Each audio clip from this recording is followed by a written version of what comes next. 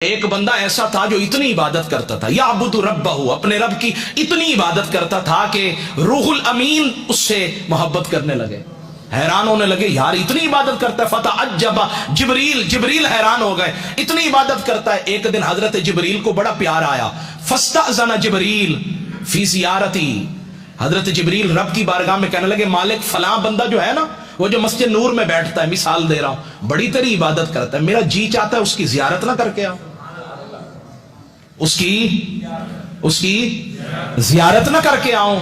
حضرت جبریل نے جب یہ بات کی نا، رب نے فرمایا تجھے اجازت ملے گی، اذن لہ، اجازت دیتے ہیں، بشرط، لیکن ایک شرط ہے۔ کیا شرط ہے؟ کہا ان ینظر فی اللوح المحفوظ، لوح محفوظ میں اس کا اصل، اس کی جو قسمت ہے نا، تقدیر ہے، ذرا وہ دیکھ لو۔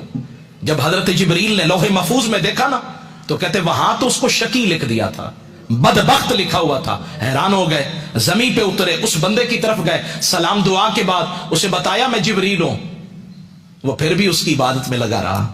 کچھ ہوتے ہیں جو حضرت خضر کے پیچھے بھاگتے ہیں، اور کچھ وہ ہوتے ہیں حضرت خضر بھی آ جائیں نا، میں بے ادبی نہیں کر رہا، وہ کہتے ہیں جی خضر آنا تیرا آنا مبارک، لیکن جس کی عبادت میں کر رہا ہوں نا، مجھے کسی کے لیے توجہ دینے کی ضرورت نہیں ہے۔ تو فرماتے ہیں بات ختم ہو گئی، فرماتے ہیں حضرت جبریل نے کہا تجھے اللہ نے بدبخت لکھا ہے۔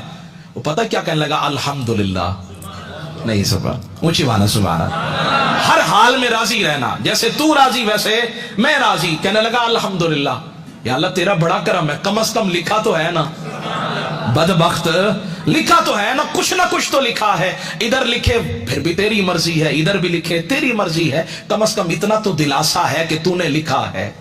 حضرت جبریل کہنے لگے شاید کہ فظن جبریل انہ لم یسمع کلامہ، وہ کہنے لگے شاید اس نے میری بات کو سنا نہیں ہے۔ فاعاد علیہ القول، اس حضرت جبریل نے پھر کہا حضرت آپ تو ساری زندگی عبادت کرتے رہے، سجدے کرتے رہے، اور رب کا یہ معاملہ ہے کہ اس نے آپ کو شقی لکھ دیا ہے۔ اس نے پھر کہا الحمدللہ۔ فتعجب جبریل بڑے حیران ہوئے، کہنے لگے یہ کیا معاملہ؟ اس نے کہا لو لم اکن، اگر میں اس قابل نہیں تو اس میں میرے رب کا کیا قصور ہے؟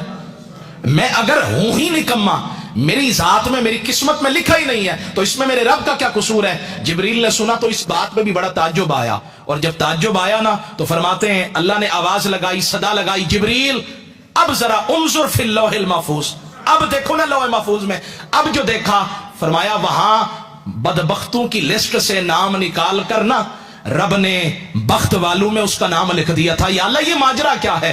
فرمایا جو میری ہر ادا پہ راضی ہے، میرے ہر فرمان پہ راضی ہے، تو پھر اس کا نام بدبختوں میں کیوں لکھوں؟ بخت